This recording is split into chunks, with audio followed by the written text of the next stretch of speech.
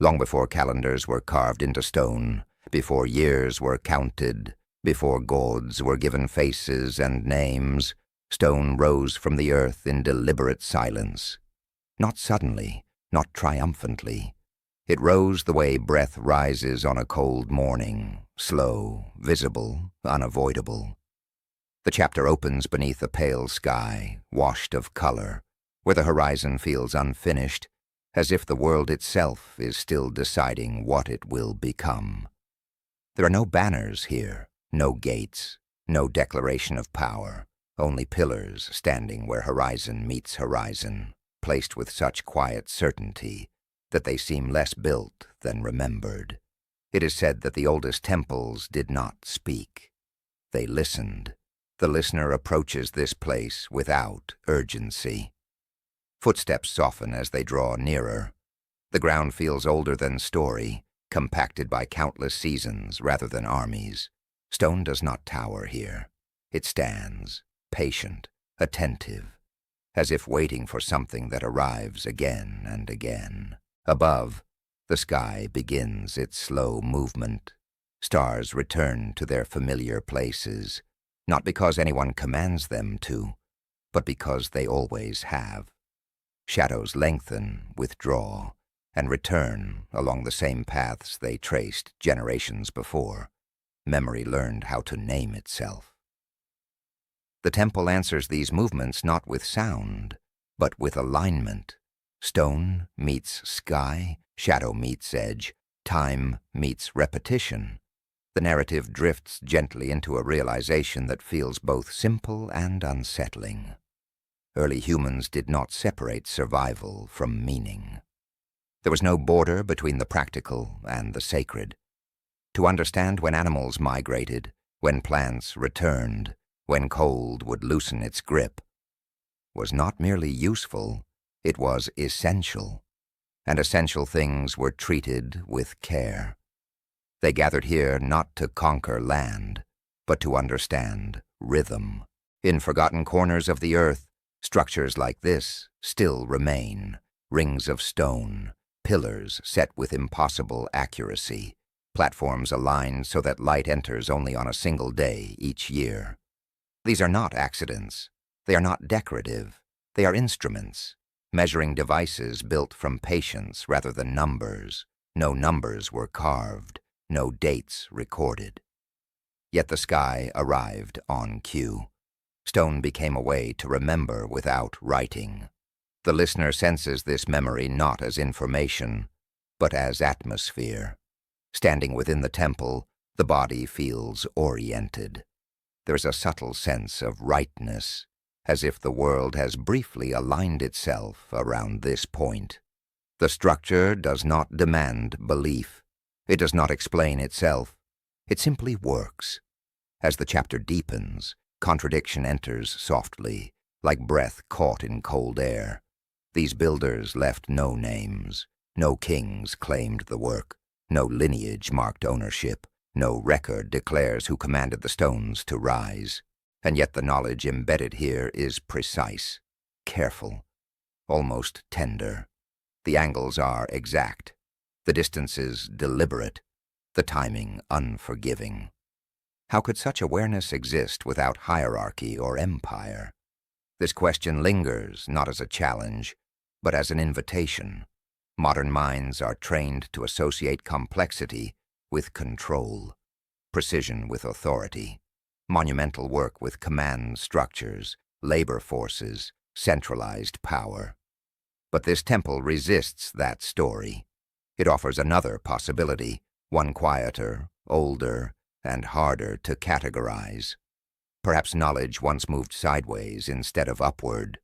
Perhaps understanding was shared rather than owned, practiced rather than proclaimed, lived rather than ruled.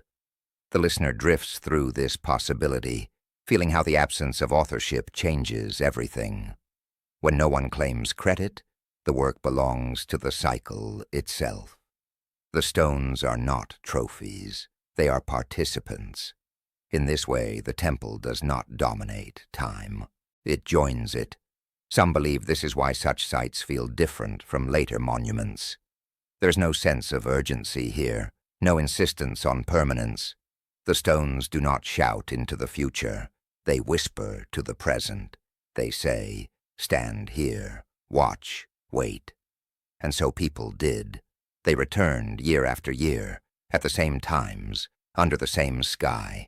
Children grew old watching the same shadow touch the same stone. Elders passed away, knowing the cycle would continue without them. The temple did not need to be guarded. It did not need to be explained. It was reinforced by repetition alone. This is devotion without doctrine, meaning without myth. Before gods took human shape, belief was not a story. It was a pattern. The sacred was felt in return, not personified. Forces did not need faces. They needed attention. The listener feels how different this kind of spirituality must have been. There is no fear here, no punishment, no promise of reward, only alignment. When the sun reaches this point, light enters. When the stars arrive here, the stone answers. Nothing more is required. And then, slowly, people changed. Climate shifted, roots altered. Knowledge traveled with bodies instead of buildings. Some stayed away longer between visits. Some never returned at all. Yet the temple remained, not abandoned, not ruined, waiting. Wind passed through. Rain marked the stone. Plants grew and died. Animals used the shadows. Time layered itself gently on top of the work. But the alignment held. The chapter settles into stillness here. The temple does not mourn the absence of people. It does not require worshippers to function. It was never built for constant presence. It was built for return. This is perhaps the deepest contradiction of all. We assume monuments exist to assert control over time, to freeze it, to dominate it, to make memory obey. But this temple suggests the opposite. It does not control time. It steps inside it. Standing here, the listener understands that the earliest monuments may not have been about mastery at all. They may have been about humility, about acknowledging forces larger than human life, and choosing to meet them with care rather than command. The stones do not ask to be remembered. They ask to be used, quietly, correctly. And when that use ends, they do not protest. They simply wait. The sky continues its motion above them, unchanged by belief or neglect. The stars do not need witnesses. The cycles do not need names. The temple listens anyway. As sleep approaches, the listener feels the weight of this understanding soften. There's no mystery to solve here, no secret to uncover, only a gentle recalibration of how time itself might be understood, not as a thing to be measured, not as an enemy to outrun, but as a space to stand within. Perhaps it was never meant to be found. Perhaps it was never lost. Perhaps it has always been here, listening, waiting for moments when the world slows enough to align again. The temple remains, not as a ruin, not as a relic, but as a reminder that before time was counted, it was felt. And in that feeling, stone learned how to listen. The sky is thick with starlight, not scattered, not faint, but gathered, layered so densely above the earth that darkness itself seems illuminated from within. The heavens move with patient certainty, each star holding its place, each constellation returning as it always has. Nothing rushes, nothing hesitates. Below, stone waits.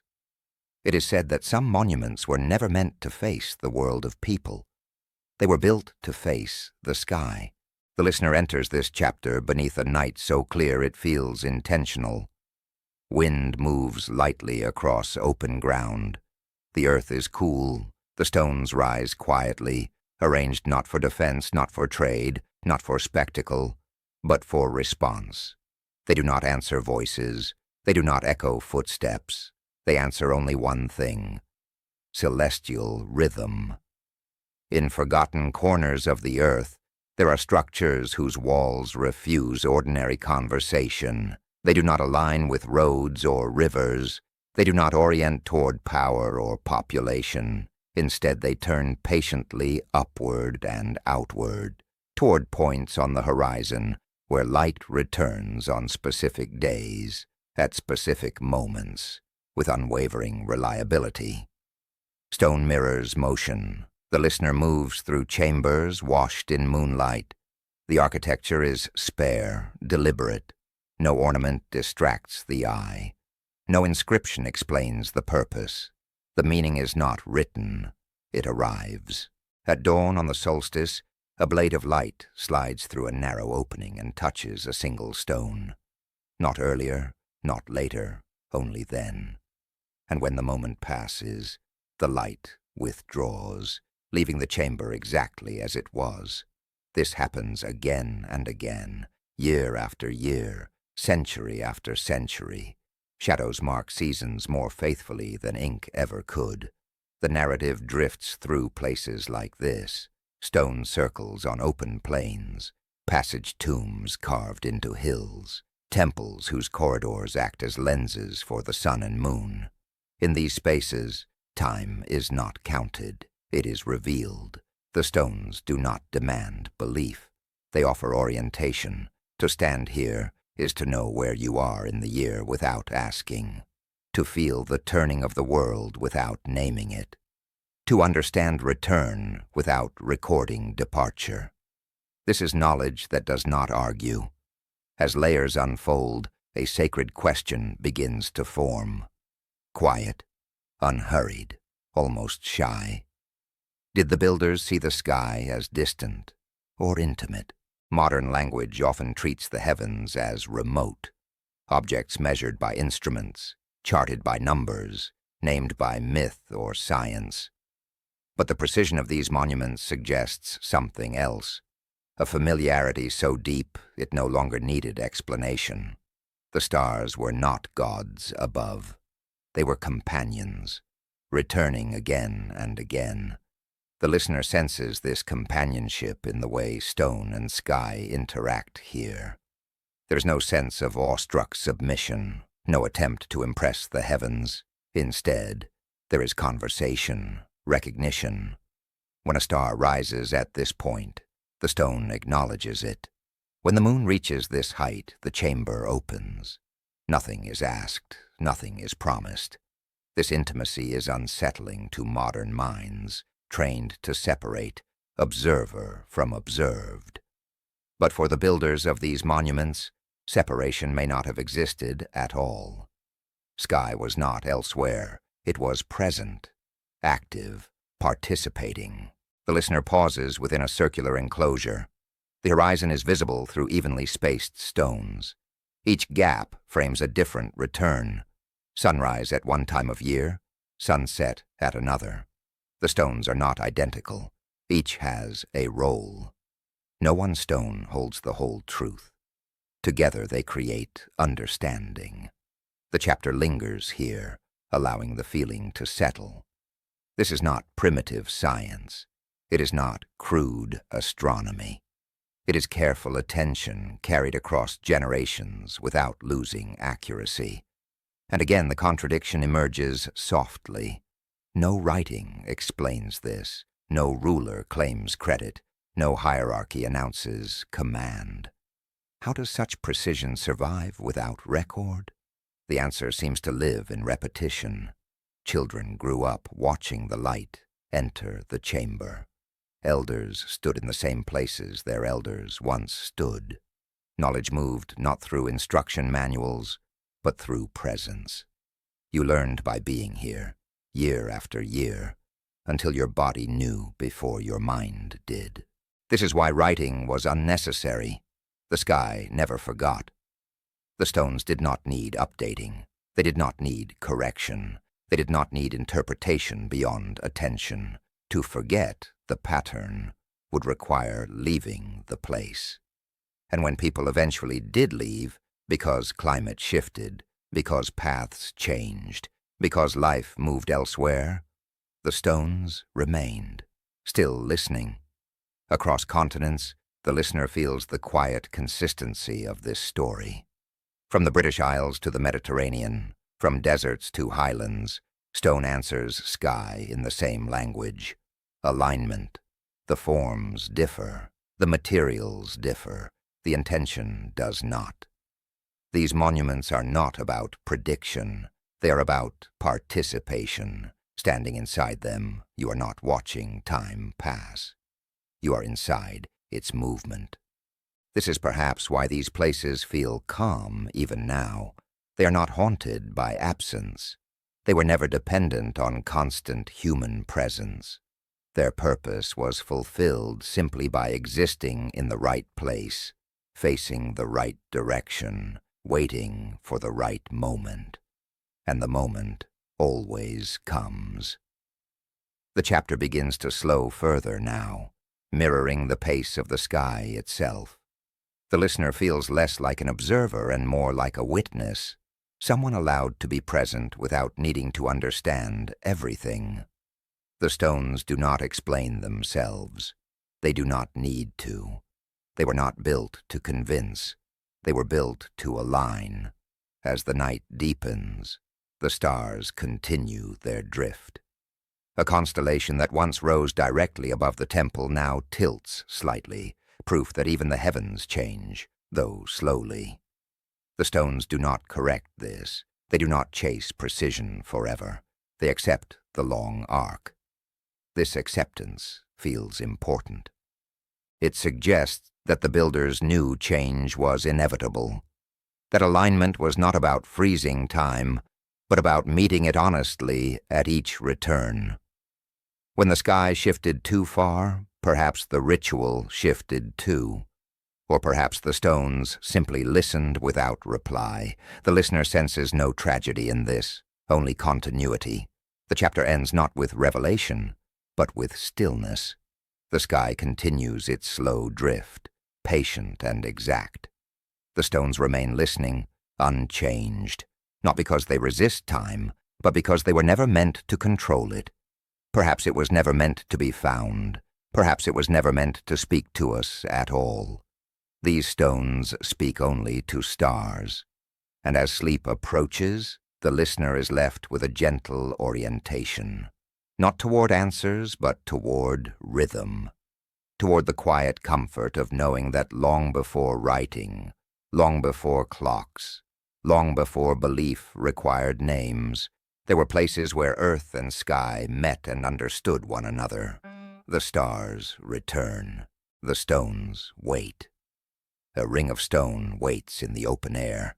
There is no roof above it, no wall to keep anything out, no threshold to cross. It encloses nothing you can touch, only time. It is said that the earliest measures were not made to control the world, but to notice it. Long before numbers were carved or calendars agreed upon, people gathered stones into a circle and discovered that return itself could be counted. The listener steps into this space slowly. The ground inside the ring feels no different from the ground beyond it. And yet something changes. Sound softens. Distance feels altered. The stones do not crowd inward. They hold back, creating room for breath. Each stone stands where it stands for a reason. Each gap exists on purpose.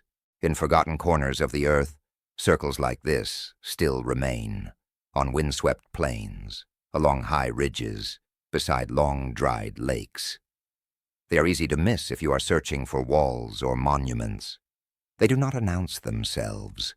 They wait to be noticed. This chapter explores those waiting places, circular temples where nothing is enclosed except repetition, where the shape itself carries meaning, not decoration or inscription. No dates are written here, no numbers carved, and yet the seasons arrive on cue. Light enters through one opening at dawn on a single day each year. A shadow aligns with a particular stone only when the sun has reached a precise height. The moon pauses where it always pauses, framed by rock that has stood patiently for centuries. Time reveals itself through return. The listener begins to sense how different this way of knowing must have felt. There's no sense of urgency here. No need to capture the moment before it disappears. If something is important, it will come back. And it does. Year after year, generation after generation, the narrative drifts through examples scattered across continents, stone circles in northern lands where winter light barely rises, yet is greeted exactly when it does, rings in warmer climates where shadows shorten and lengthen with quiet predictability, circles built where the horizon is wide enough to watch the sky arrive without interruption. In all of them, the same principle appears. Repetition carried meaning, not novelty, not progress. Return. The listener stands at the center of the circle. From here, the stones feel evenly spaced, but not identical. Each has a role. Some mark sunrise. Others mark sunset. Some do nothing obvious at all until a certain day at a certain hour when they suddenly matter. This is knowledge held in pattern rather than proof. No one needed to explain it. Children grew up watching elders stand in certain places at certain times. Bodies learned before minds did, when to gather, when to wait, when the cold would ease, when animals would move. The circle did not predict the future. It recognized the present. And in that recognition, survival and meaning were not separate things. The contradiction enters gently now, like a thought you do not want to disturb too quickly, precision without writing, order without rulers. How did such accuracy persist without record? Modern systems depend on external storage, marks, measurements, archives. Remove the record, and knowledge collapses. But here, the record is the land itself, the sky itself, the body itself. You do not need to remember the date if you remember the place.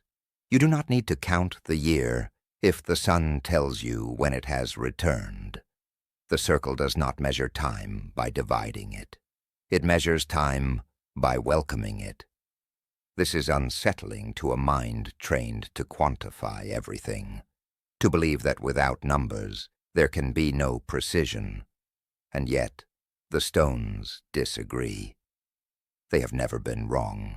As the chapter deepens, the listener feels the calm confidence of this system. There is no anxiety about missing information, no fear of forgetting. If the pattern is broken, it will repair itself the next time the cycle completes. Nothing here depends on constant maintenance. Nothing needs correction. The circle is not a tool you use once and discard. It is a relationship you enter repeatedly. Some believe this is why circles appear again and again in early sacred spaces. Not because circles are symbolic, but because they are practical. They have no beginning and no end. You can enter them from anywhere. You can stand inside them without hierarchy. No stone is first. No stone is last. This absence of ranking is important. There are no thrones here, no elevated platforms, no place of command. The circle does not tell you where to stand in relation to others. It tells you where to stand in relation to the world. The listener imagines a gathering at dusk. People arrive quietly. They take positions not assigned by status, but by purpose. One person watches the western sky. Another watches the shadow at their feet. No one speaks much. There is no need. When the moment arrives, it announces itself. Light touches stone. A shadow aligns. Someone nods. The work is done. This is order without rulers, not chaos, not randomness, but coordination that emerges from shared attention rather than authority. The chapter lingers here, letting the implications settle. That large groups of people once organized their lives around such systems without coercion. That accuracy did not require hierarchy. That meaning did not require ownership. The circle measured what could not be seen, not hours, not minutes, but readiness. The readiness of land to be worked, the readiness of animals to return, the readiness of people to move, to rest, to gather, to separate. This readiness does not show up on a clock. It shows up in bodies, and bodies remember patterns very well. As the listener drifts further, the circle begins to feel less like an artifact and more like a presence. It does not ask to be preserved. It does not care if it is interpreted correctly. It functions as long as the sky continues its motion. Even when people leave, the circle remains capable. Centuries pass, grass grows, stones tilt, some fall. But the gaps are still there. The alignments still work, even if no one is watching. The circle completes itself again and again, patient, unconcerned with recognition. There is a quiet satisfaction in this, not the satisfaction of having answers, but of knowing that the world is still behaving as expected. The chapter begins to close, not with a revelation, but with a feeling of completion. The listener stands once more at the center as the day ends. The sun lowers, the shadows stretch, one stone after another slips into darkness. The cycle completes itself again. Nothing new has been added, nothing has been lost. The circle does not explain, it confirms. Perhaps this is why such places feel peaceful even now. They were never meant to be solved. They were meant to be returned to. Perhaps it was never meant to be found. Perhaps it was never hidden. Perhaps the knowledge was always visible, just not writable. As sleep approaches, the listener carries this quiet understanding forward, that not all measurement requires numbers, that not all precision requires proof, that some of the most reliable knowledge lives in return rather than record. The stones remain, the sky moves, the circle completes itself again. And in that completion, there is no urgency for answers, only the calm satisfaction of alignment. No name greets you here. There is no carved dedication at the entrance, no king's title pressed into stone, no voice reaching forward through time to say, I made this. Only stone, placed carefully, deliberately, and then left behind. It is said that the oldest works of human hands are also the quietest. They do not announce themselves. They do not ask to be remembered. They exist without explanation, as if the act of making was complete the moment the final stone settled into place. This chapter opens in anonymity. The listener arrives at a structure that feels finished but unsigned. Balanced forms rise from the ground with a calm certainty. Nothing is excessive, nothing is missing. The proportions feel right in a way that resists analysis, as if the builders were listening to something subtler than measurement. Here, creation mattered more than credit. In forgotten corners of the earth, archaeologists have encountered places like this again and again, temples without dedications, circles without founders, walls without inscriptions. The labor is immense, the precision undeniable. And yet the builders remain absent, not erased by time, but never recorded at all. This absence feels intentional. Whispers tell us that there were cultures for whom naming oneself in stone would have felt like a mistake. To claim authorship would have broken the balance. To fix a name would have drawn attention away from what truly mattered. The listener moves slowly through such a place. Repeated motifs appear. Simple shapes echoed in stone, patterns returning with small variations. There is rhythm here, but no signature style meant to distinguish one hand from another. Everything blends into a collective gesture. No one stone says, "Look at me." Together they say, "Stand here." This is not humility born of weakness. It is humility born of clarity. The narrative reflects on a world where identity was not constructed through legacy, but through participation, where the act of building was not a bid for immortality, but a contribution to continuity. The work was offered to the land, to the sky, to the cycle itself, not to future admiration. In such cultures, memory did not live in names, it lived in return. You returned to the place, you used it, you stood where others had stood. That was enough. The listener begins to sense how deeply this contrasts with later monuments. We are accustomed to stone-shouting lineage, pharaohs, emperors, dynasties, pressed into walls as proof of existence. These later structures compete with time. They try to outlast it. But these earlier works do something else. They cooperate. Balanced forms do not dominate the landscape. They settle into it. The stone feels chosen not for grandeur, but for fit. The builders did not force the earth to comply. They listened for where the work wanted to happen. This listening required patience. Patience does not leave signatures. As the listener drifts deeper, a sense of calm humility settles in.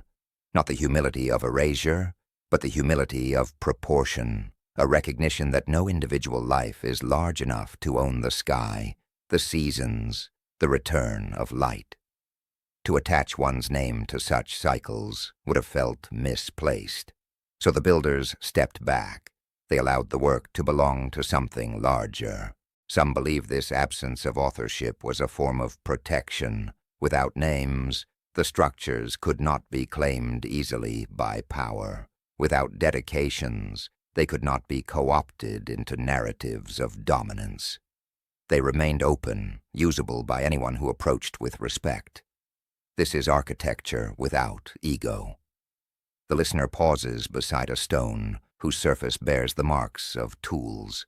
The marks are clear. Human hands were here, strong hands, careful hands, and yet no one thought to carve their identity beside them. The work itself was identity enough. In cultures like this, the self was not something to be projected forward. It was something to be lived fully in the present. When a life ended, it ended. What mattered was that the pattern continued. The structure did not exist to say who built it. It existed to ensure what it did, align the light, mark the return, hold the gathering. Everything else was noise. As the chapter unfolds, the listener notices how repetition reinforces this worldview. Stones echo one another, forms recur. There is no singular masterpiece, no focal point meant to dominate. Instead, meaning emerges through consistency. The builders trusted that future generations would understand the purpose by using the space, not by reading about it. This trust is striking. It assumes continuity without control. It assumes respect without enforcement. It assumes that forgetting the builder would not diminish the work. Perhaps forgetting the builder was part of the design. This realization arrives gently, like a thought you do not want to rush. The absence of names is not a loss to be corrected. It is a boundary that was drawn deliberately. By refusing authorship, the builders prevented the work from becoming about them. The structure remained free to do its job long after their lives ended. In this sense, anonymity was not erasure. It was generosity.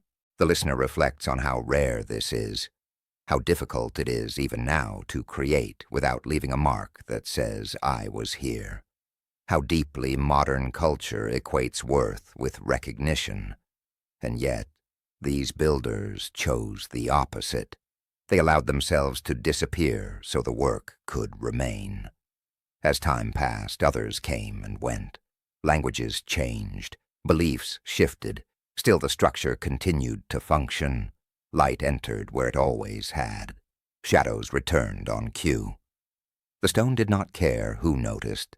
This indifference is powerful. It suggests a confidence that does not require validation, a faith that the work's value is intrinsic, not dependent on remembrance. The chapter slows now, letting this idea settle fully. The listener walks one last circuit around the space. There is nothing left to discover, No hidden plaque, no secret chamber revealing a name, only stone, breath, silence. And in that silence, something profound becomes clear. For these builders, the highest achievement was not to be remembered.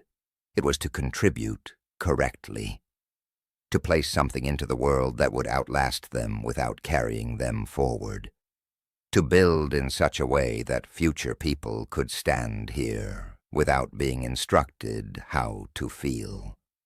This is participation, not possession. The structures were not monuments to ego. They were acts of alignment with land, alignment with sky, alignment with return.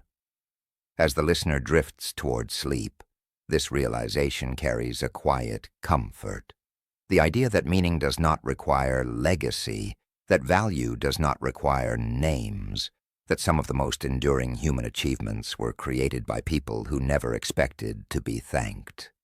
Perhaps this is why these places feel peaceful even now. They are not burdened by reputation. They are not trapped in a single story. They are free to continue doing what they were always meant to do. And perhaps that freedom is the final gift of the builders who never claimed the work.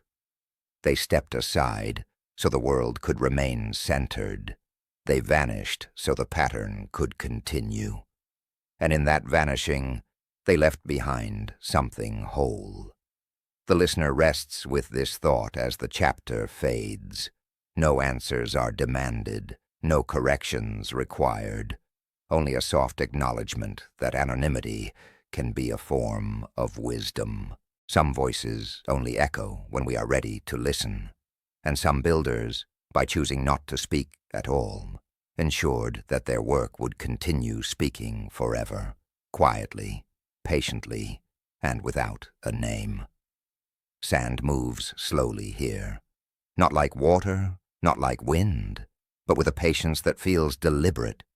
Grain by grain, it crosses the land, smoothing edges, softening angles, covering what no longer insists on being seen. To an untrained eye, this place looks empty, an expanse of silence beneath a hard sky. But beneath the silence, memory remains. It is said that deserts are not born dry. They are made that way. Long before this land learned the language of dust, it knew rain, not briefly, not rarely.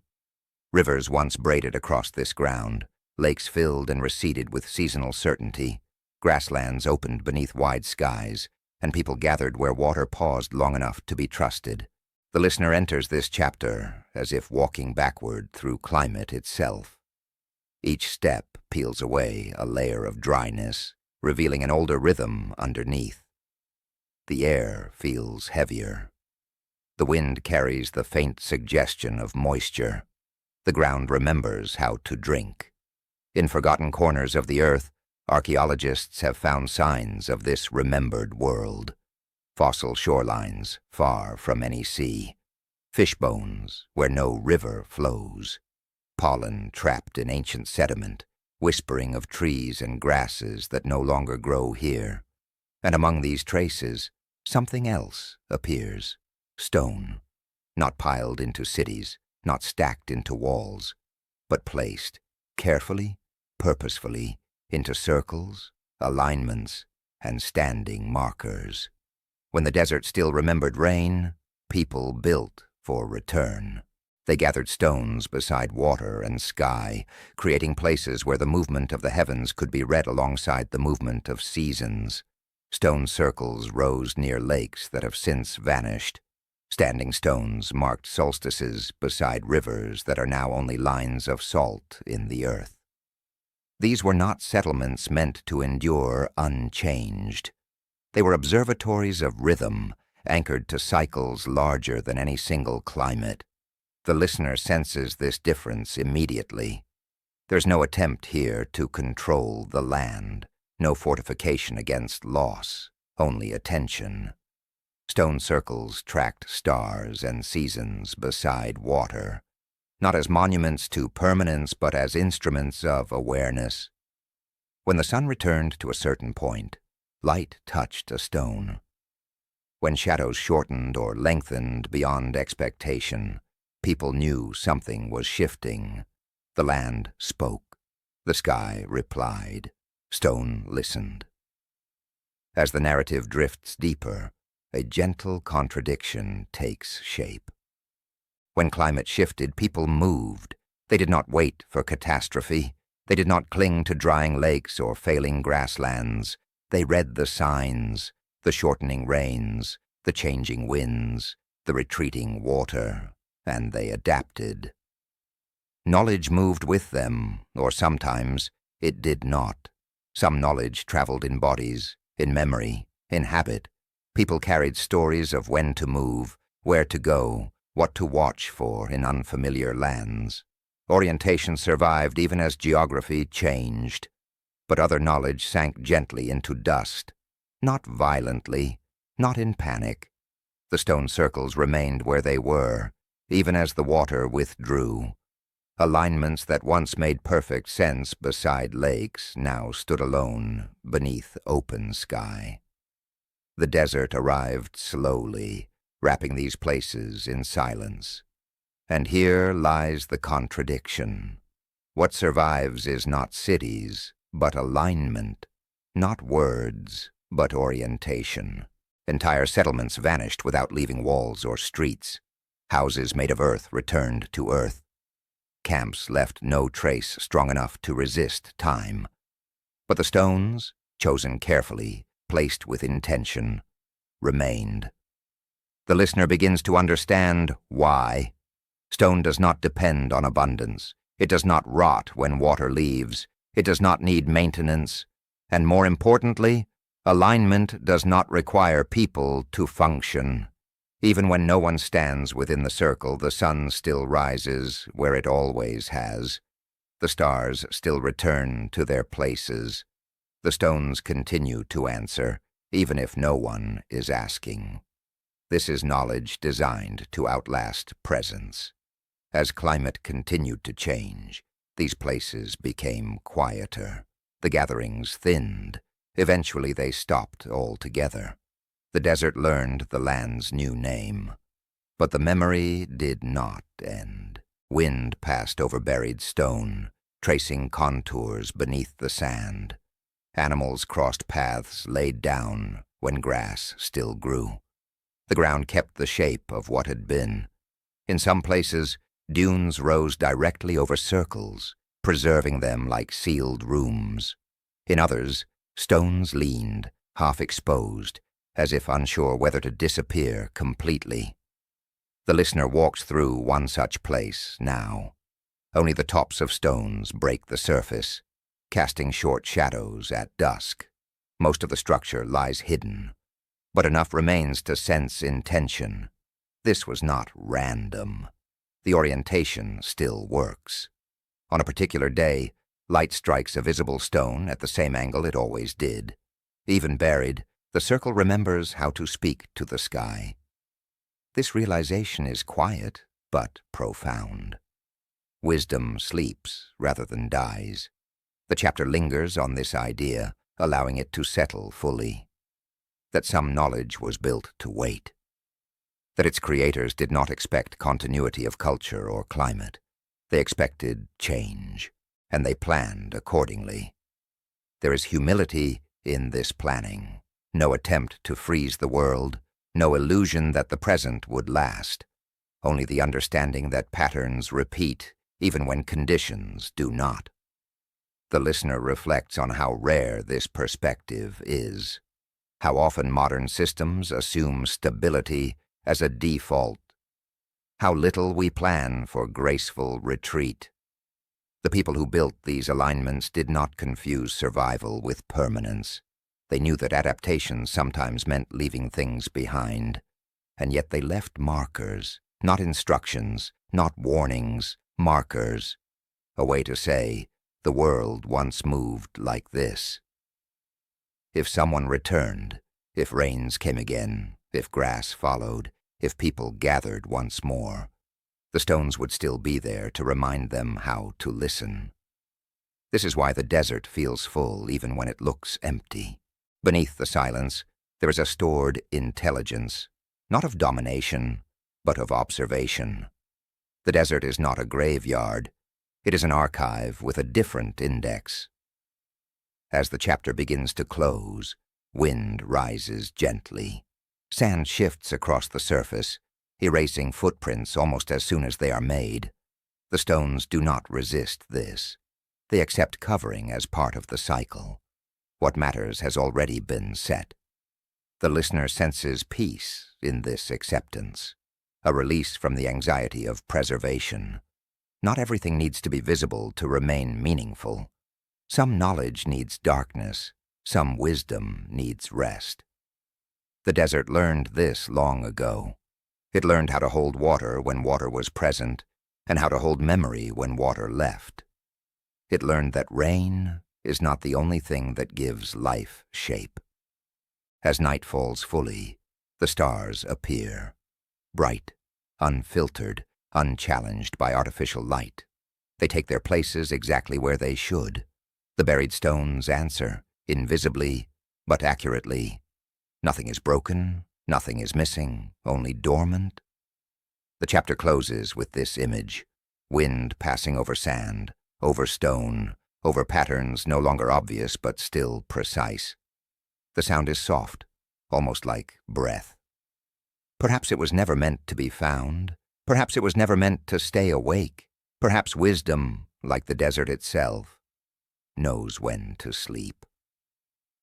And as the listener drifts toward rest, that understanding settles gently, not as a lesson, but as a feeling, that even in absence, even in silence, even in dust, something careful and intelligent remains, waiting, marked by the moon, animals carved into stone step into focus, not as ornament, not as trophies, not as symbols placed above or below the human form.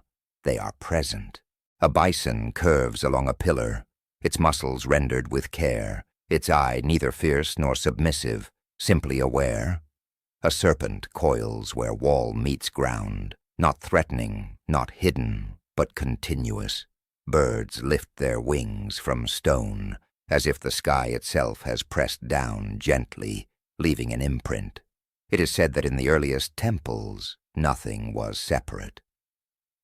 The listener enters this place slowly, sensing that it was never meant to be approached with dominance or ownership.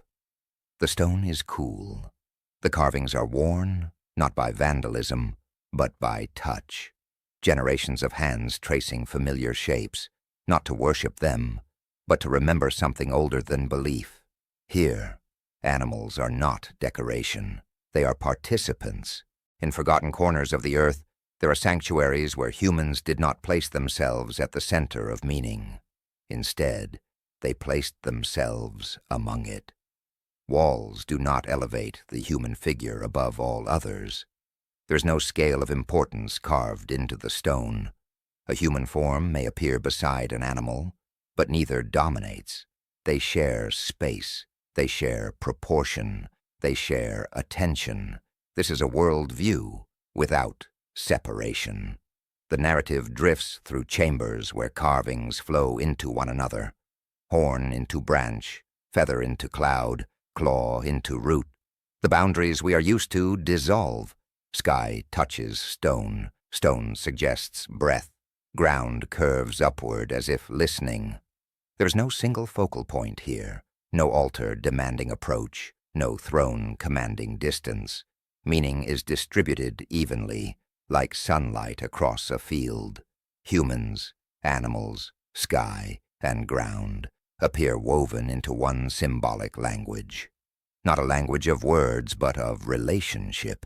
The listener senses how different this feels from later sacred spaces. There is no instruction here, no doctrine carved in relief, no story told from beginning to end. Instead, there is a field of presence, a reminder that life does not exist in layers but in overlap. The animals carved here are not frozen in domination or fear. They are alert, balanced, alive. Predators and prey appear without conflict. Birds, reptiles, mammals, all rendered with the same calm attention. This suggests something radical, that life was understood as a network, not a ladder. The listener pauses before a stone panel where a human figure stands with arms extended, not in command, not in prayer, but in recognition. Around them, animals face inward, not to serve, not to obey, but to acknowledge a shared center. There is no hierarchy here, only balance. Some believe this reflects a time before separation hardened into belief, before nature became resource, before animals became other, before the sky was placed above and the earth beneath. In this temple, nothing is above anything else. The sky is not distant. The ground is not inert. The animals are not symbols to be consumed. Everything breathes together. The narrative deepens gently, inviting the listener to imagine how such a worldview might have shaped daily life. Hunting would not have been conquest, but exchange. Gathering would not have been extraction, but cooperation. Ritual would not have been performance, but alignment. The temple did not gather living things to rank them. It gathered them to remember their connection. Stone becomes a meeting place where boundaries soften, where a human does not ask permission to exist, but acknowledges that existence is shared. This is not romantic idealization. It is precision of thought. To carve animals with this level of care requires attention. To place them alongside humans without dominance requires intention. To maintain this balance across a structure requires agreement. Agreement that meaning is not owned. The listener notices something else as they move deeper into the space. There are no scenes of triumph, no animals slain, no human figure enlarged beyond proportion. Even moments of tension are absent. Conflict is not the point. Presence is. The carvings do not tell stories of victory or failure. They do not explain origin or destiny. They simply show what is, life encountering life. In this way, the temple feels less like a building and more like a pause where the world is allowed to see itself. The listener senses that this place was not meant to instruct, but to remind, to gather all living things, not physically, but conceptually, into a shared awareness. You are not alone here. You are never alone. This understanding does not arrive as revelation. It settles slowly, like breath finding its natural rhythm. There's no urgency to grasp it, no pressure to believe. Meaning here requires no explanation.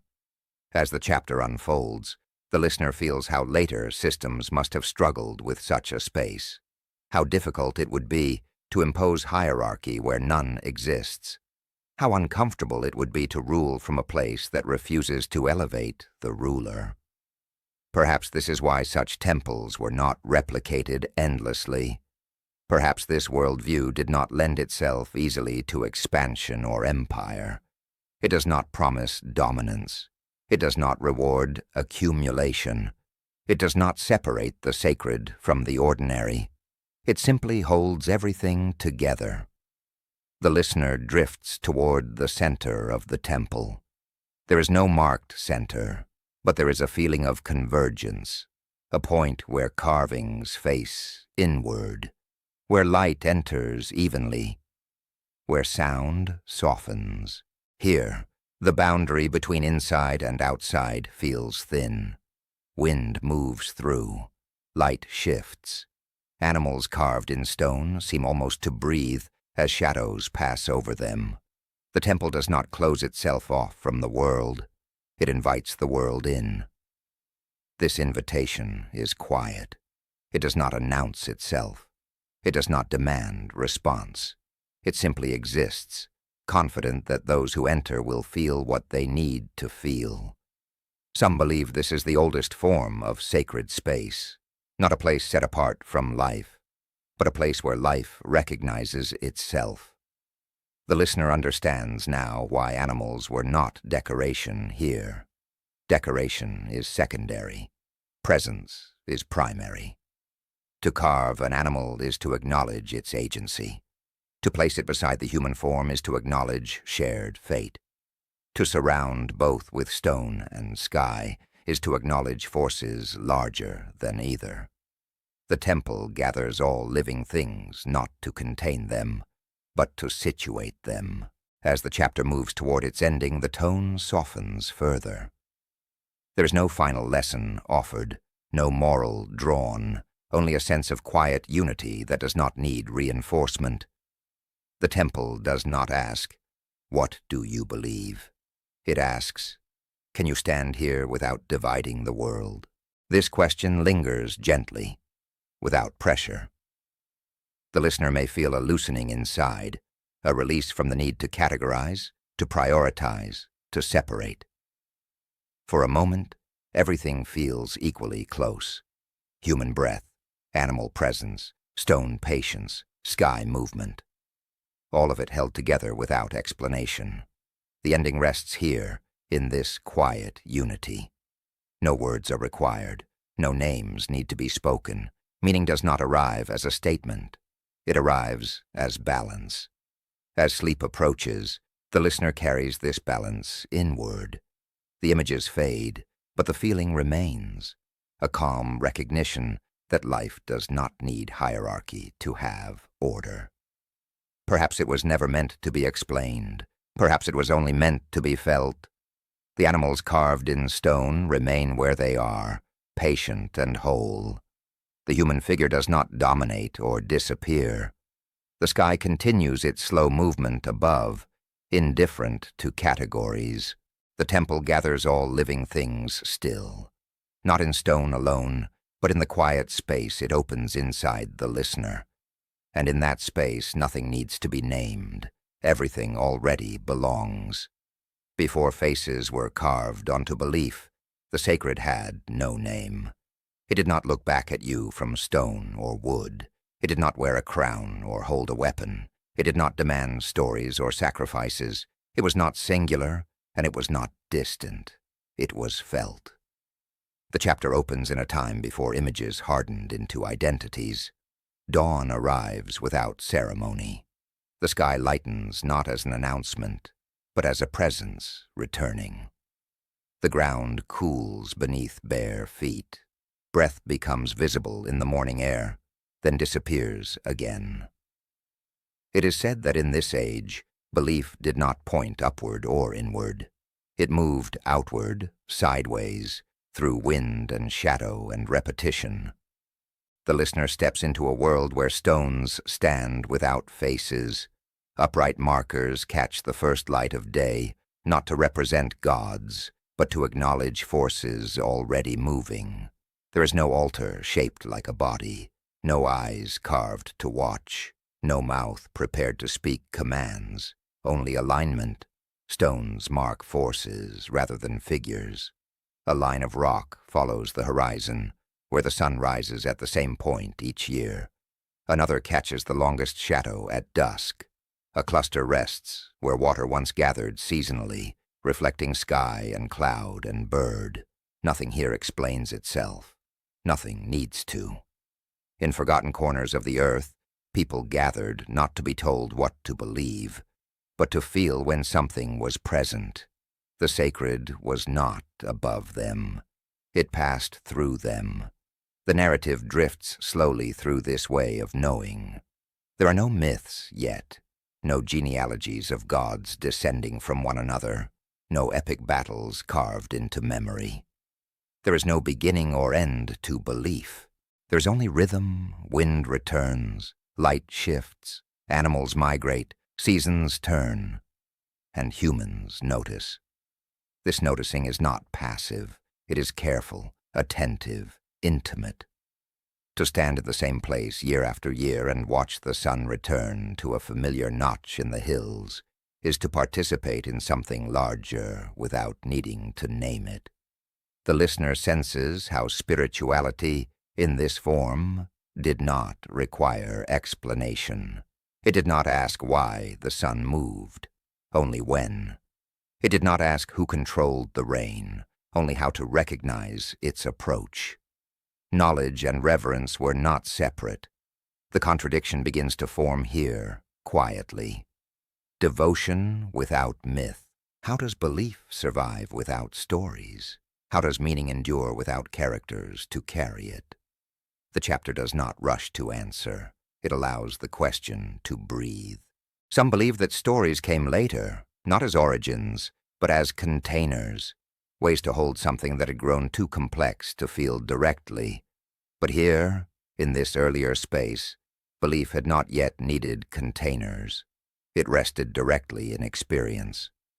A stone warmed by the sun was enough. A shadow stretching longer each evening was enough. The return of birds was enough. The listener moves through spaces that feel ceremonial, but not theatrical. There are no processions, no costumes, no rehearsed gestures. If there is ritual, it is indistinguishable from daily life. Standing, watching, waiting. The sacred does not interrupt life here. It is life. As the chapter deepens, the listener begins to feel how different this is from later forms of belief. There is no fear of disbelief, because belief is not a claim. It is a relationship. One that does not break if ignored, only fades if unattended. There are no priests here, no intermediaries. Knowledge moves through observation and repetition. Elders do not tell stories of gods with faces and names. They gesture toward the horizon. They indicate the ground. They point to the sky at certain moments and say nothing. The silence is instructive. Beneath the silence, understanding grows. The stones themselves do not instruct. They do not demand interpretation. They simply remain where they were placed, holding memory in position rather than in language. The listener senses that these stones are not symbols. They are anchors. Anchors for attention, anchors for time, anchors for presence. To stand among them is not to worship, but to remember how to look. This is spirituality without doctrine. There's no list of rules here, no moral code etched into permanence. Ethics are embedded in survival and reciprocity. Take what returns. Leave what endures. Move when the land changes. Stay when it welcomes. Belief is not something you assert. It is something you keep up with. The chapter lingers on this idea, letting it unfold gently. The sacred is not offended by neglect. It does not punish doubt. It does not reward loyalty. It simply continues. This continuity is perhaps the most unsettling part. Without stories to dramatize it, belief here feels almost invisible. And yet, it is everywhere. In how people orient themselves, in when they move, in how they listen. The listener may notice a sense of relief settling in, a loosening of expectation. Without gods to please or anger, the world feels quieter, but not emptier, full, but unspoken. Some believe that once gods took human shape, belief became portable. Stories could travel where experience could not. Names could be carried across landscapes. Faces could be remembered even when the sky changed. But something was lost in that portability. This chapter does not judge that loss. It simply observes the difference here. Before faces, belief did not need to survive migration or conquest. It lived where it was practiced.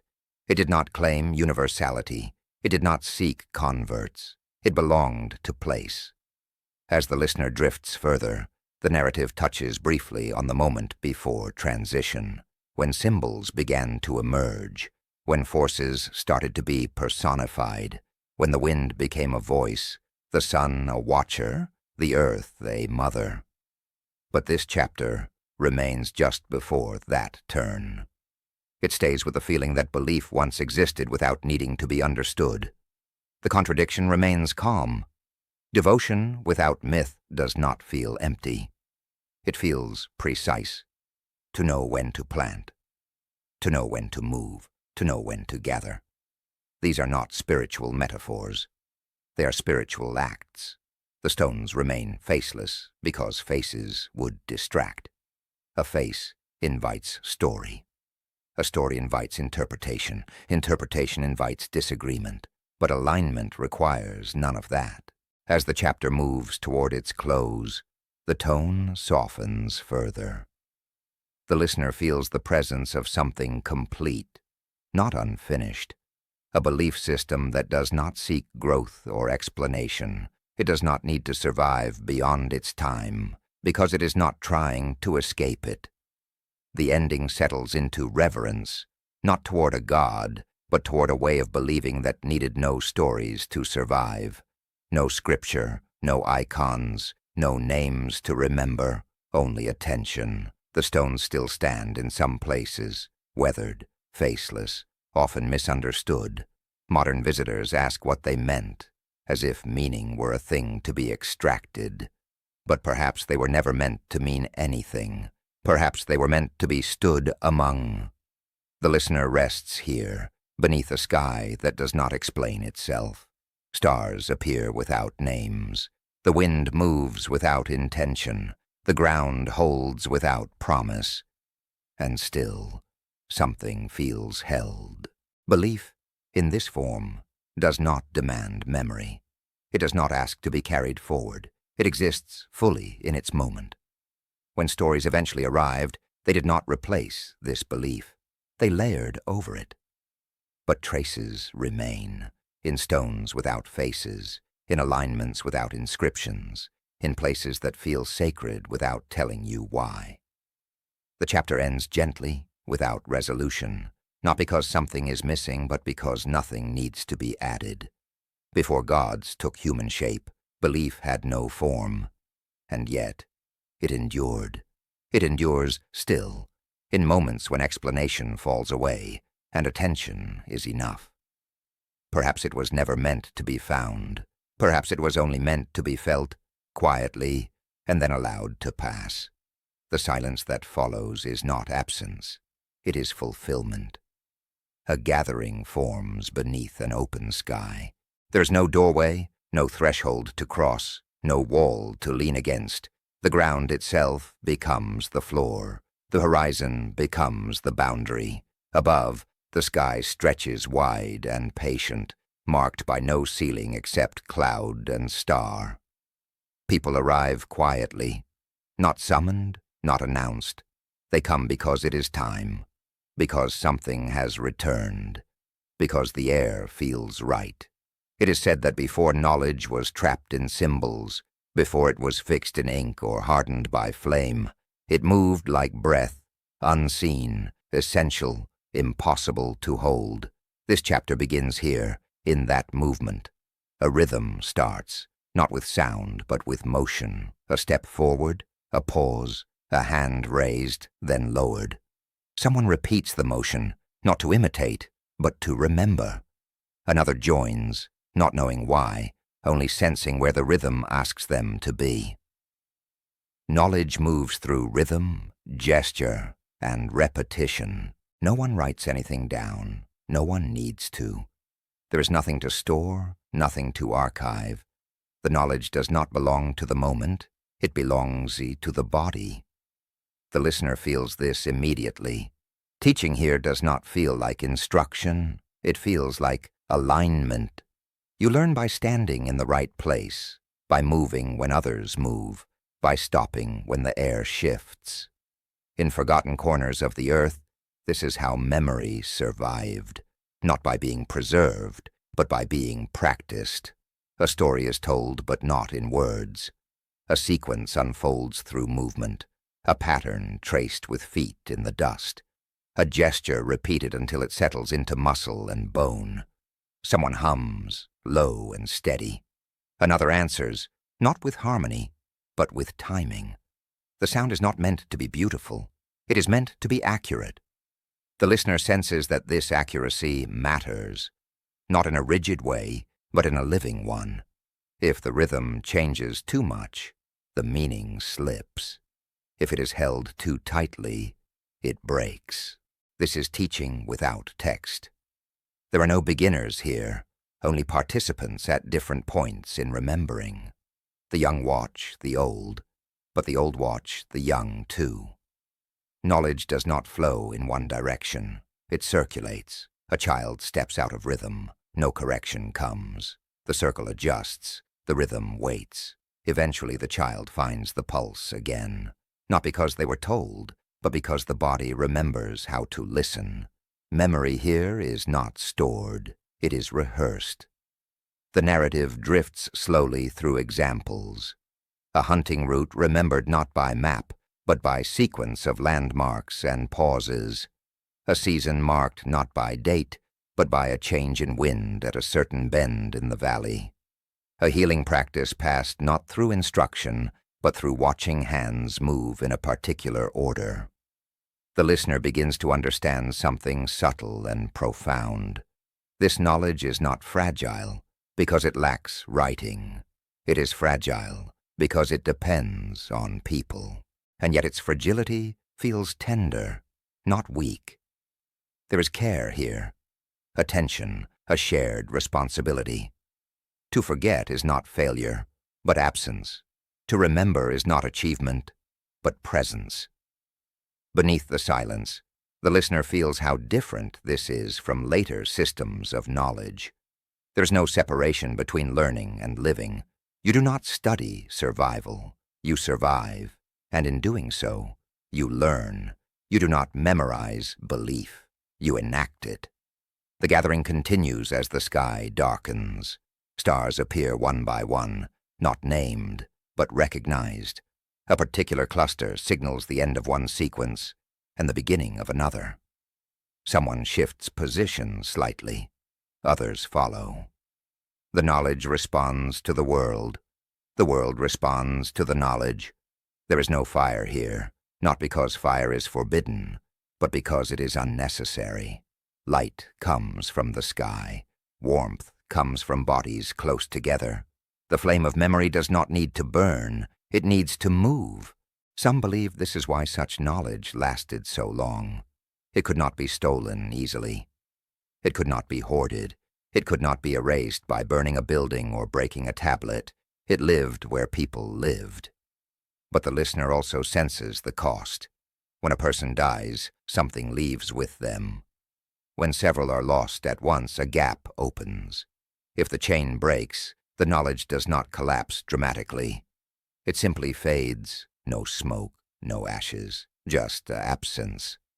The chapter lingers here, gently acknowledging that this is not a perfect system. It is resilient, but not invincible. It survives through continuity, not redundancy, through care, not storage. This is why its fragility feels tender. It asks something of those who carry it: attention, patience, presence. The listener imagines moments when this knowledge was most vulnerable.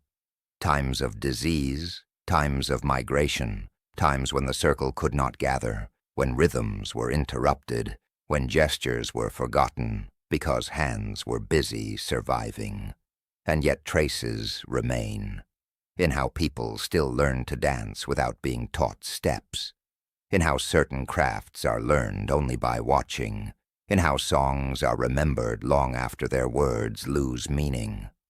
The narrative suggests that even now, we carry echoes of this way of knowing, in muscle memory, in habits that feel older than explanation, in instincts that activate without conscious thought. Whispers tell us that not all knowledge wants to be written. Some knowledge changes when you try to fix it. It stiffens. It loses responsiveness. It becomes instruction instead of relationship. Here, knowledge is alive. The listener feels how this liveliness requires trust. You must trust that someone will remember, that the rhythm will be repeated, that the gesture will be passed on intact enough to matter. This trust is not naive. It is practiced. The ending begins to form quietly, without announcement. The gathering does not end with closure. It dissolves. People drift away in small groups. The rhythm slows. then disappears. The sky continues. Nothing has been recorded, nothing has been archived, and yet nothing feels lost. The wisdom has moved where it needed to go. The chapter honors this movement. It does not mourn the lack of writing. It does not romanticize forgetting. It simply acknowledges a different relationship with memory, a relationship that accepts impermanence. Writing promises endurance. This knowledge promises relevance.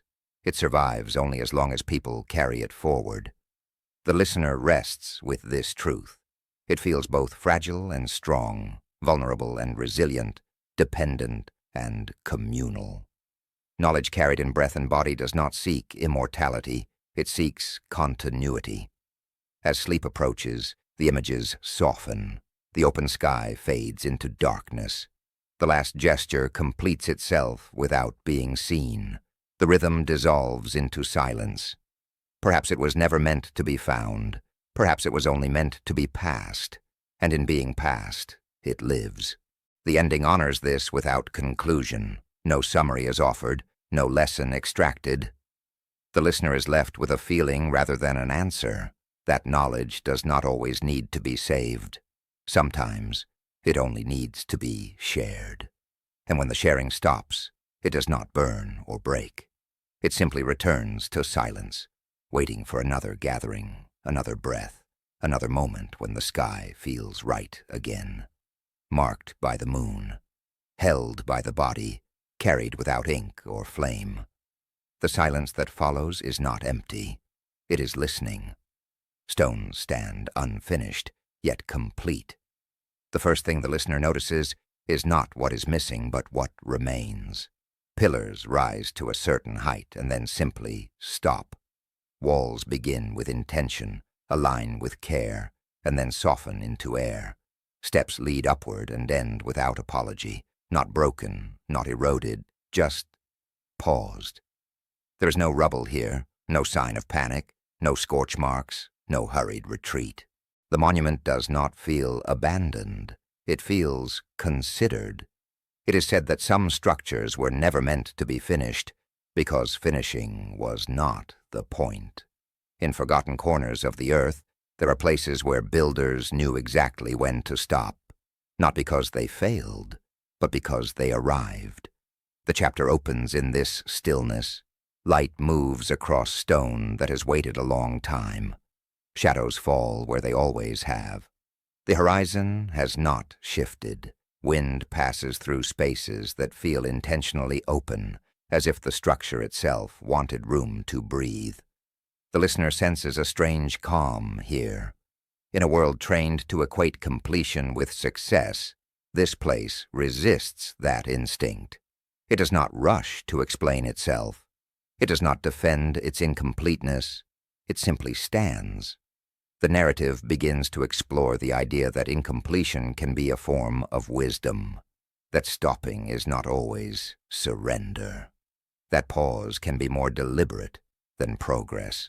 Across cultures, archaeology reveals monuments that halt mid-gesture, a tower that never reaches its planned height, a causeway that aligns perfectly with the stars, then ends abruptly in open ground. A carved surface that stops just short of smoothness, leaving tool marks visible, intentional. These are not mistakes. The listener is guided gently through examples where intention feels present, even in absence. The proportions remain balanced, the alignments still hold. The structure works, even without final layers, purpose without ending. This contradiction settles softly, without tension. The monument does not promise continuation. It does not ask to be resumed. It does not leave instructions for those who come later. It has already said what it needed to say. Some believe these monuments were designed to be experienced over time, not completed all at once. That the act of building was part of the meaning, and that knowing when to stop was part of the teaching. In this way, the monument is less an object and more a gesture, one that remains suspended, like breath held gently, not strained. The listener imagines the builders standing here, tools set down, not in exhaustion, but in recognition. A moment when someone looked at the structure and said nothing, because nothing more was required. Beneath the silence, the question forms. How did they know when to stop? There are no records to explain this, no inscriptions saying work concluded here, no dedications marking an end. The absence of explanation feels intentional, almost protective. If the reason were written, it might demand justification. If it were recorded, it might invite argument. But left unspoken, it remains intact. The monument teaches through presence alone. The narrative drifts through the emotional texture of this pause. It does not feel like hesitation. It does not feel like uncertainty. It feels like alignment between intention and restraint. In a world where expansion often signals power, stopping can be an act of clarity. The listener senses that these builders understood something subtle, that continuation is not always improvement, that adding more does not always deepen meaning, that sometimes the most respectful act is to leave space, space for light, space for shadow, space for those who come, the observer, the listener, the sleeper. The stones do not crowd the sky. They do not compete with the horizon. They do not attempt to dominate the landscape. They participate in it. Whispers tell us that unfinished does not mean undone. The monument holds its shape without insisting on resolution. It allows time to pass through it. Seasons come and go, moss gathers, wind smooths edges, but the original pause remains readable. The listener feels how different this is from ruins caused by collapse. There's no sense of interruption here, no narrative of loss. The energy is calm, almost complete. This is incompletion as intention. The chapter deepens by exploring how this idea challenges modern assumptions. Today, unfinished projects suggest failure, delay, lack of resources, but here, unfinished suggests discernment. The builders may have understood that meaning does not scale infinitely, that beyond a certain point, repetition becomes noise, that restraint preserves clarity. There's also humility here. To stop building is to admit that the structure does not need to say everything, that it does not need to impress endlessly, that it does not require permanence to matter. The listener senses how radical this is. Most monuments try to outlast memory. This one coexists with it. The stones do not announce their importance. They do not insist on interpretation. They allow themselves to be encountered quietly, without instruction. As the chapter continues, the listener is invited to feel how this pause creates openness. The unfinished edges invite imagination, but not demand. They allow thought to rest rather than race. Nothing here is screaming to be completed. The contradiction remains soft. Purpose without ending. This purpose is not a destination. It is a condition, a state of being aligned enough to stop moving forward. The monument rests in stillness, and that stillness is active. It holds awareness. It holds balance. The listener imagines returning to this place at different times of day. Morning light fills the gaps differently than evening shadow. At night, stars appear framed by incomplete arches, as if the structure deliberately chose not to block them. The builders may have known that to finish the roof would be to close the conversation with the sky, and so they stopped. Perhaps it was never meant to be finished. Perhaps finishing would have been the mistake. The chapter slows further as it approaches its end. The tone becomes almost weightless. There is no call to action, no lesson to extract, only a gentle reframing of what completion means. The listener may feel a sense of permission arising, permission to pause, to leave something open, to recognize when enough has been done. The monument does not urge completion. It models sufficiency. In this way, it becomes a quiet teacher. Not through instruction, but through example. It shows that stopping can be an act of care, not neglect. That restraint can be more intentional than expansion. The final moments rest fully in this understanding. Unfinished does not mean undone. The stones remain where they are, not waiting for hands to return, not longing for completion. They are not incomplete because they lack something. They are complete because they do not need more. The listener rests with this thought as sleep approaches. The image of the monument softens, edges blur, but the feeling stays. A structure that knew when to stop. A gesture held open, a pause that did not collapse into absence. The silence that surrounds it is not empty. It is deliberate. And within that deliberate stillness, the monument continues to stand. Not as a promise of what could be built, but as a reminder of what already was. Purpose, held gently, meaning left open, completion redefined. The stone does not move, and that is enough. Civilizations fade. Alignment stays. The chapter opens after departure. No footsteps echo here anymore. No voices rise with the morning air. Hearths have gone cold. Paths have softened. Names have loosened their grip on memory. Whatever once moved through this place has moved on. And yet, something remains. It is said that when people leave, they do not take everything with them. They carry tools, stories, customs, and fears. But they leave behind patterns that do not belong to any one body.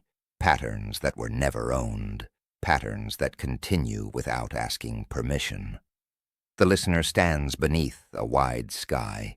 Stars arrange themselves exactly as they did before the first settlement was laid, exactly as they will after the last trace is gone. The ground does not mourn, the sky does not record loss, it continues.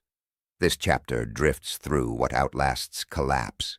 Not the walls, not the roads, not the symbols carved with urgency, but orientation, relationship. The quiet agreements made between stone and horizon, shadow and season. In forgotten corners of the earth, archaeologists find places where nothing dramatic happened at the end.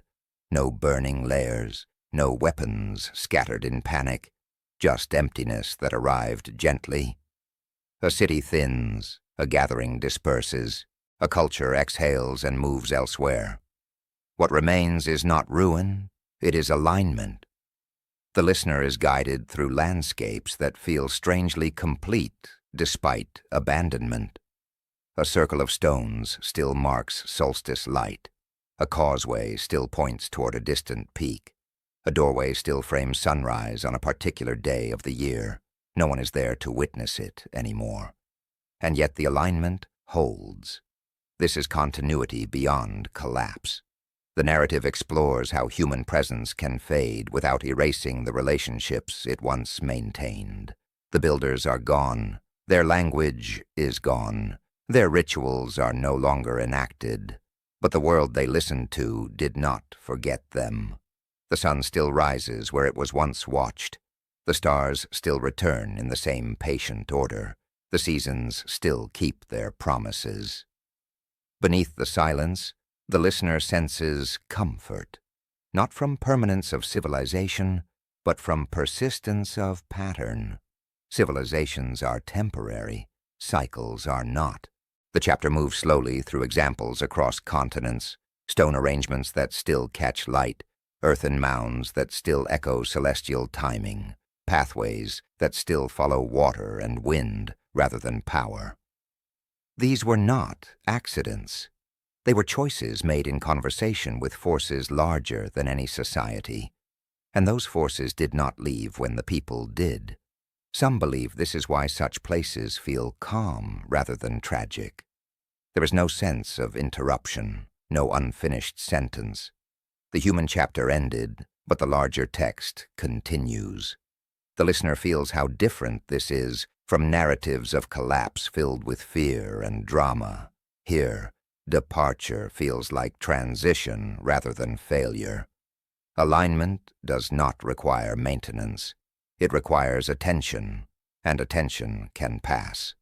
The stones do not miss the hands that placed them. The horizon does not resent the eyes that once measured it.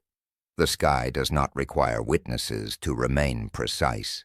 The narrative lingers on this idea gently, allowing it to settle. That meaning can exist without memory. That continuity does not depend on being remembered. Where memory fades, relationship can still hold. The listener notices how comforting this is, especially in a world anxious about preservation. We fear loss because we equate it with disappearance.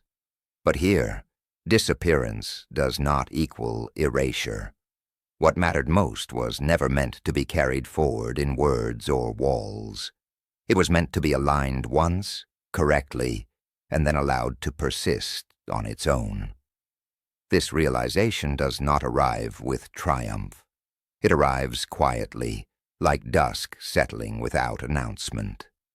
The chapter reflects on how people today often stand in these abandoned places and feel something they cannot name. A sense of order, a feeling of rightness, an awareness that something here still works. That feeling is not nostalgia. It is recognition. The listener understands now that alignment is not about control. It is about listening deeply enough that what you build does not need you to remain. A civilization aligned to domination collapses dramatically. A civilization aligned to rhythm dissolves quietly. The narrative deepens into the emotional texture of this truth. There is grief here, yes, but not desperation. Loss, but not panic. The people are gone, but they did not take the world with them. They left it oriented. This is perhaps the most generous legacy imaginable. Not monuments demanding upkeep, not stories requiring belief, but structures that continue to point correctly, even in absence. The listener drifts beneath these unchanged stars. The same constellations that once guided hands now guide nothing in particular, and yet they remain available to anyone who stands still long enough.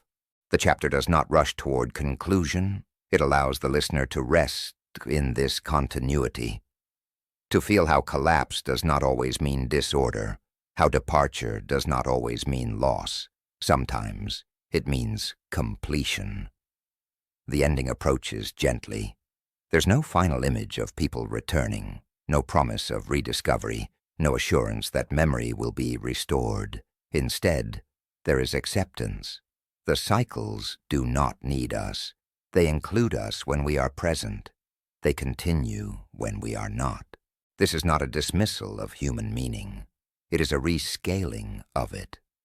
A reminder that our deepest achievements were never about permanence of self, but about coherence with what outlasts us. The listener finds comfort here, comfort in knowing that even if names fade, even if languages dissolve, even if cities return to dust, something essential remains intact. Orientation, rhythm, return. The chapter ends beneath unchanged stars, the same stars that watched the first alignment, the same stars that will watch long after the last trace is gone. No explanation is offered, no summary required. Perhaps it was never meant to be remembered. Perhaps it was only meant to remain. And it does, quietly, precisely, without witnesses. The sky continues its slow movement. The ground holds its shape. The alignment stays. And in that staying, something larger than history breathes on. The listener drifts toward sleep with this understanding, resting lightly inside, not as an idea to hold, but as a feeling to release into. Civilizations fade, alignment stays, and that is enough. After knowledge settles, words fall away. The chapter opens not with sound, but with its absence. A place once used for gathering now rests without movement. No feet circle the ground, no hands gesture toward the horizon, no voices rise to mark time. And yet nothing feels empty. The silence is not sharp or cold. It is full, like air after rain. It is said that silence is what remains when nothing more needs to be explained. The listener arrives in this stillness gently, sensing that something has already been completed here. Not finished in the sense of ending, but fulfilled. Knowledge has done what it came to do. It has aligned bodies, oriented lives, shaped movement. And now it rests. Words are no longer required. In forgotten corners of the earth, there are places where speech feels unnecessary, not forbidden, not lost, simply unneeded. The stones are in place. The cycles are known. The rhythms no longer need reminders. Silence becomes a form of understanding. The narrative drifts through this idea slowly, carefully, as if sound itself might disturb the balance. The listener senses that this silence is not ignorance. It is not forgetting.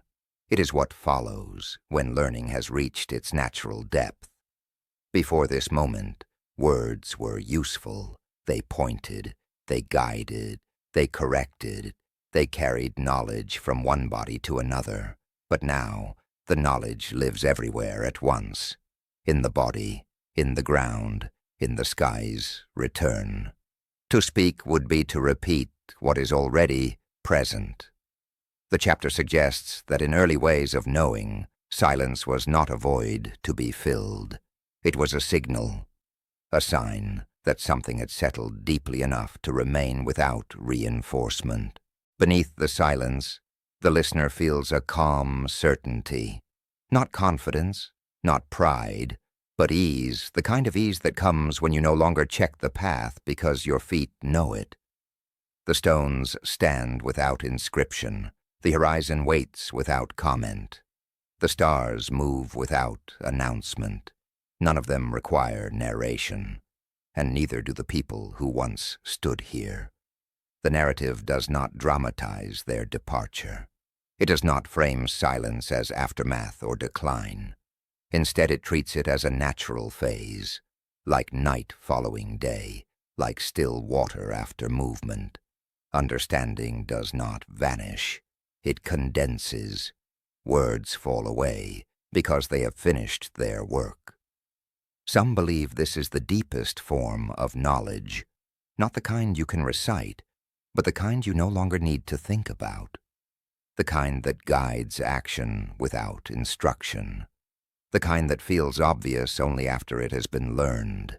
The listener recognizes this feeling from their own life, moments when explanation stops being helpful, when understanding shifts from the mind into the body, when silence feels more accurate than speech.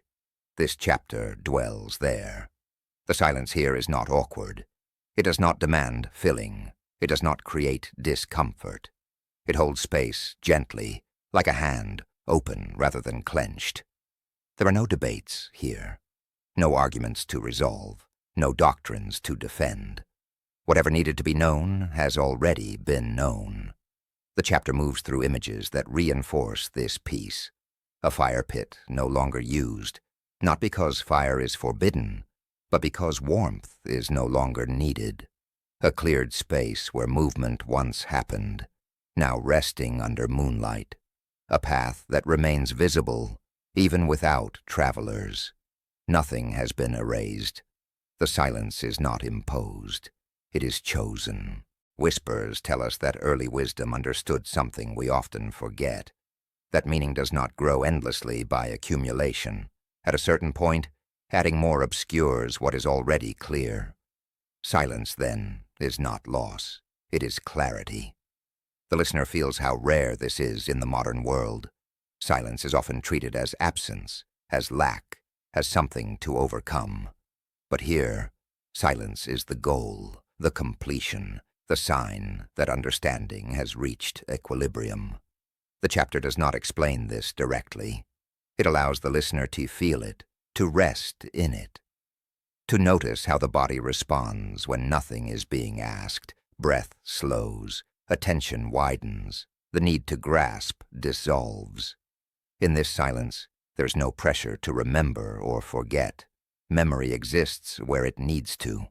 It is not archived, it is not tested, it simply remains available. The narrative suggests that this is why such silence feels sacred, not because it is mysterious, but because it is sufficient.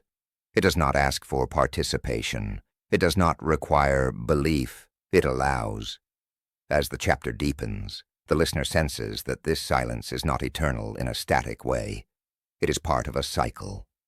Words will return when needed. Teaching will rise again when alignment fades.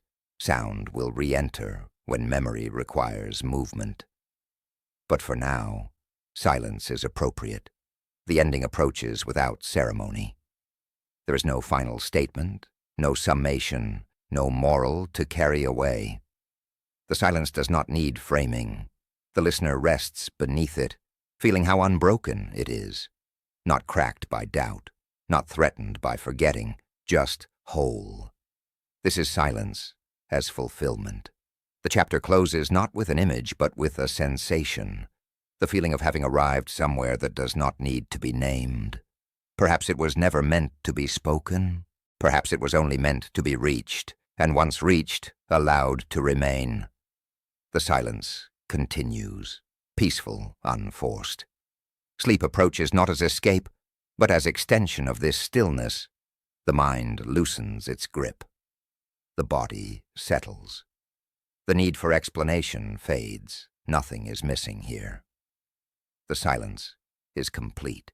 The temple still listens, long after the last footstep faded, long after the final voice softened into breath, long after names loosened and stories thinned and memory learned to travel lightly. The stones remain. The chapter opens in the quietest hour of the night, when the world feels suspended between intention and rest.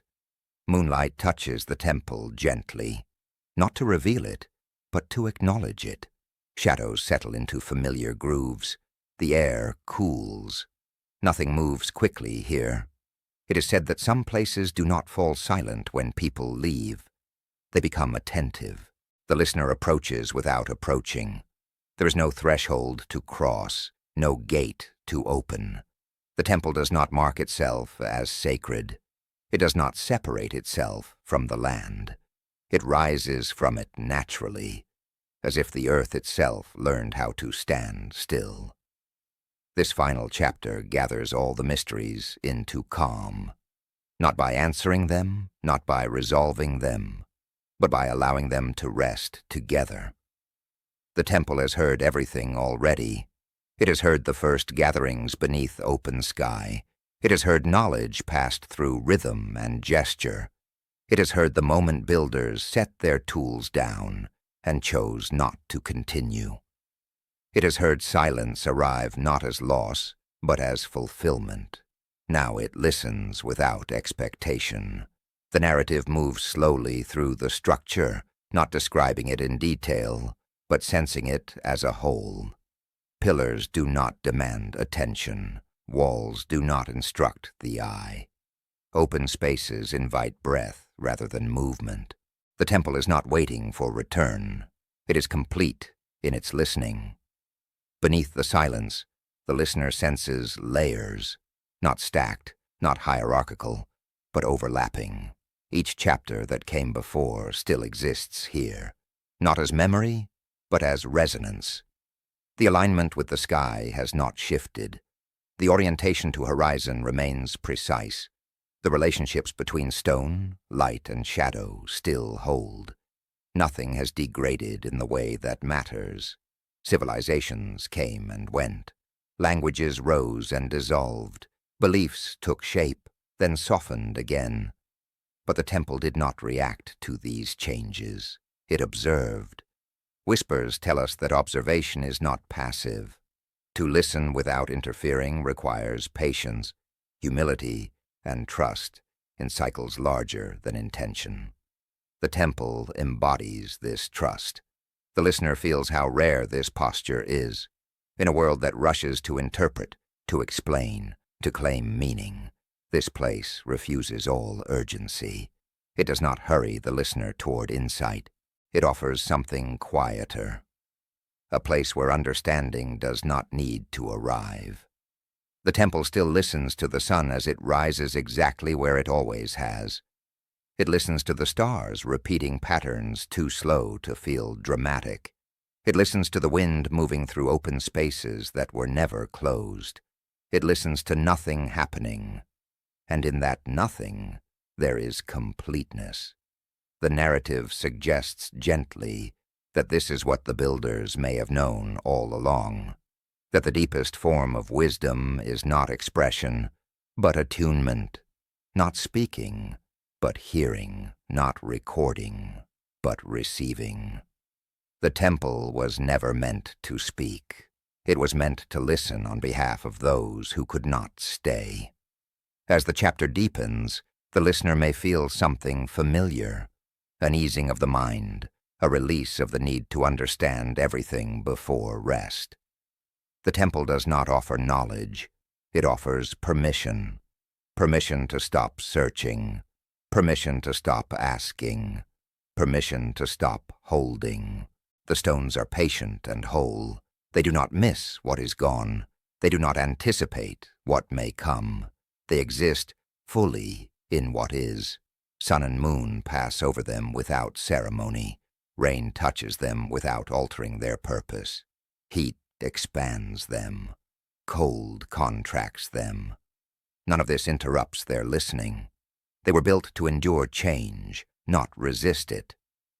The listener senses how different this is from monuments designed to be remembered.